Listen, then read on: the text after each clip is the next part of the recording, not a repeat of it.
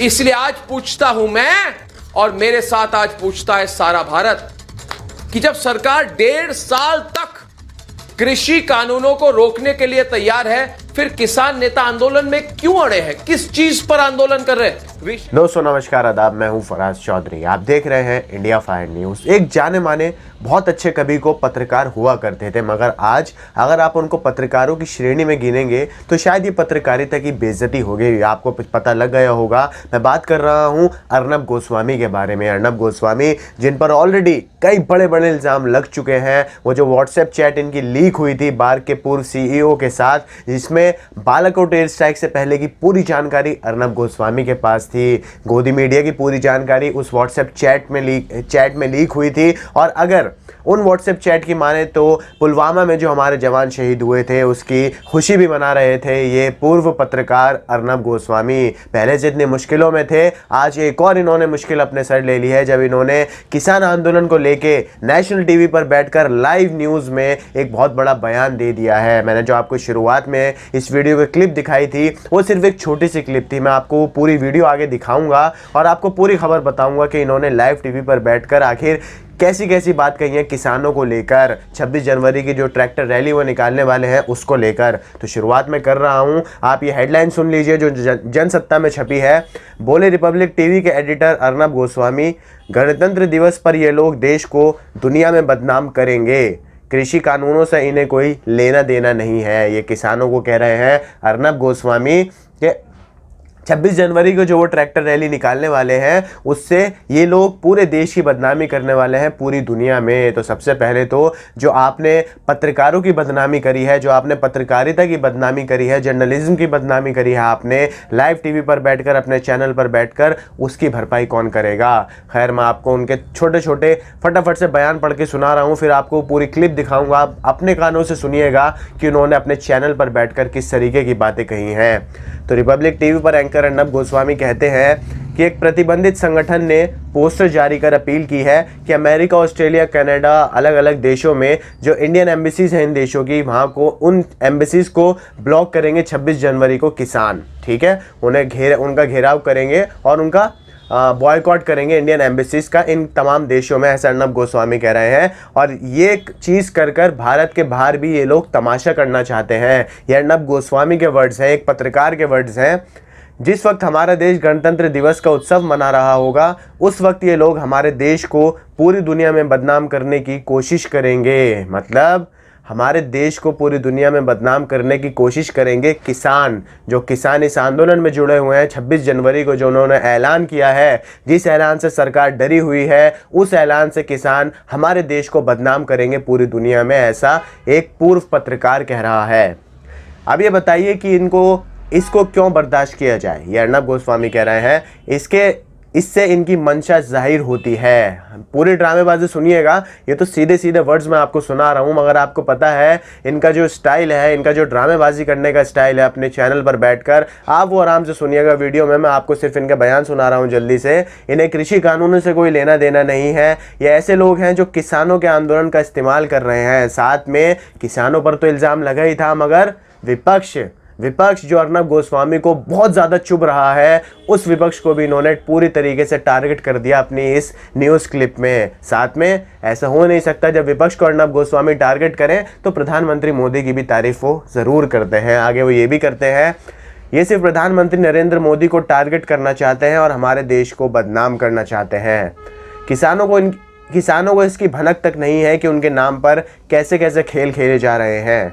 अर्नब कहते हैं कि जब सरकार 1.5 साल तक कानूनों को स्थगित करने के लिए तैयार है तो फिर किसान नेता आंदोलन क्यों कर रहे हैं? भाई, ये किसानों की और सरकार के बीच बात है। अर्नब गोस्वामी जो एक पूर्व पत्रकार, मैं उन्हें कह रहा हूं, इनका काम है सवाल पूछना, सिर्फ सवाल पूछना और लोगों की प्रतिक्रियाएं लेना। मगर ये साहब अपनी ही राय देने बैठ जाते हैं लाइव चैनल पर कि आखिर किसान नेता क्यों आंदोलन कर रहे हैं जब 1.5 साल तक कानूनों को स्थगित करने की बात कही है केंद्र सरकार ने। आपको पता है किसान संगठनों ने ये प्रस्ताव भी ठुकरा दिया है कि 1.5 साल तक कानून हम रद्द नहीं करवाना चाहते हैं, आप इन्हें पूरी तरह से वापस ले लीजिए। इसके बाद वो कहते हैं किस चीज़ पर आंदोलन कर रहे हैं ये लोग? सवाल ये भी है कि क्या किसानों को मोहरा बनाकर देश को बदनाम करने की साजिश रची जा रही है? कांग्रेस द्वारा इनडायरेक्टली कांग्रेस पर निशाना साधा गया है अर्नब गोस्वामी द्वारा। मैं आप कोई टाइम वेस्ट नहीं कर रहा, मैं आपको पूरी क्लिप दिखा रहा हूं जिसमें इन्होंने लाइव टीवी पर बैठकर अपने ऐसे ऐसे बयान पेश किए हैं फुल ड्रामेबाजी के साथ। आप ध्यान से सुनिए इनकी बात। एक बैंड ऑर्गेनाइजेशन ने पोस्टर जारी किया है, अपील की है कि 26 जनवरी को अमेरिका, ऑस्ट्रेलिया, कनाडा और यूरोप में भारतीय दूतावास जो है, भारतीय दूतावास को घेरे और ब्लॉक करे।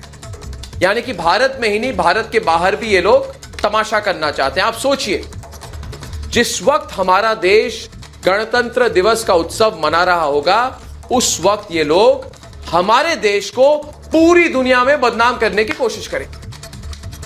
अब ये बताइए दोस्तों, इसको टॉलरेट क्यों किया जाए? दोस्तों, इससे इनकी मंशा दिखती है कि नहीं, आप मुझे बताओ। इन्हें कृषि कानूनों से कोई लेना देना नहीं है, कोई लेना देना नहीं है। ये ऐसे लोग हैं जो किसानों के आंदोलन का इस्तेमाल कर रहे हैं। ये सिर्फ प्रधानमंत्री नरेंद्र मोदी को टारगेट करना चाहते हैं और हमारे देश को बदनाम करना चाहते हैं। किसानों को इसकी भनक तक नहीं है कि उनके नाम पर कैसे कैसे खेल खेले जा रहे हैं, कैसे कैसे खेल चल रहे हैं। इसीलिए हमारी दायित्व बनती है कि हम सवाल पूछें, इन सारे लोगों को एक्सपोज करें। इसलिए आज पूछता हूं मैं, और मेरे साथ आज पूछता है सारा भारत, कि जब सरकार 1.5 साल तक कृषि कानूनों को रोकने के लिए तैयार है, फिर किसान नेता आंदोलन में क्यों अड़े हैं? किस चीज पर आंदोलन कर रहे हैं? विषय ही नहीं है। और क्या किसानों को मोहरा बनाकर देश को बदनाम करने की साजिश रची जा रही? और सबसे बड़ा सवाल यह है दोस्तों कि विरोध किसका है? कृषि कानूनों का है या फिर प्रधानमंत्री नरेंद्र मोदी का है? यह सवाल आज मैं नहीं, आज पूछता है सारा भारत। तो व्हाट्सएप चैट जो लीक हुई थी अर्नब गोस्वामी और पार्क के पूर्व सीईओ की, उस चैट से अर्नब गोस्वामी की मुश्किलें तो बहुत बढ़ गई हैं और इन पर बहुत बड़े बड़े इल्ज़ाम भी लगाए गए हैं। मगर आप हमारे देश की कानून व्यवस्था का लचीलापन देखिए, कितनी फ्लेक्सिबल है हमारे देश की कानून व्यवस्था कि इतना बड़ा कांड हो जाता है, इतनी बड़ी खबर सामने आती है, मगर एक भी नेशनल न्यूज़ चैनल इस चीज़ को अच्छी तरीके से कवर नहीं करता है। कोई आपको नेशनल टीवी, नेशनल मीडिया, गोदी मीडिया में कहूँगा, आपको अर्नब गोस्वामी की खबर दिखाता हुआ अच्छी तरीके से नहीं दिखाई दिया होगा। सोशल मीडिया पर बहुत अच्छा कैंपेन चलाया गया था अर्नब गोस्वामी के इस हरकत को लेकर, मगर नेशनल मीडिया इस पर बिल्कुल चुप रहा था। अब आप सोच कर देखिए, अब एक बात आप सोचकर देखिए कि अर्नब गोस्वामी थे यहाँ पर इस व्हाट्सएप चैट लीक के पूरे मुद्दे पर, मगर अर्नब गोस्वामी की जगह अगर कोई और पत्रकार होता, मान लीजिए अगर रवीश कुमार साहब होते, अभिसार शर्मा साहब होते, प्रसून बाजपेयी साहब होते, तो क्या होता? मैं सवाल पूछ रहा हूं, तो क्या होता? क्या जब भी ऐसे ही नेशनल मीडिया दिखाती जिस तरीके से आज अर्नब गोस्वामी को दिखा रही है, या कानून व्यवस्था जब भी ऐसे चुप रहती जैसे आज अर्नब गोस्वामी के लिए चुप है? शायद जवाब आपके मन में आ गया होगा, तो मुझे आगे जवाब देने की कोई ज़रूरत भी नहीं है। आपको ये खबर कैसी लगी आप मुझे कमेंट कर बताइए। आपको वीडियो पसंद आई हो तो इसे आगे शेयर कीजिए। हमारे चैनल इंडिया फायर न्यूज़ को सब्सक्राइब करके बेल का आइकन दबाइए ताकि आपको सारी अपडेट्स मिलती रहें। मुझे दीजिए इजाज़त, नमस्कार।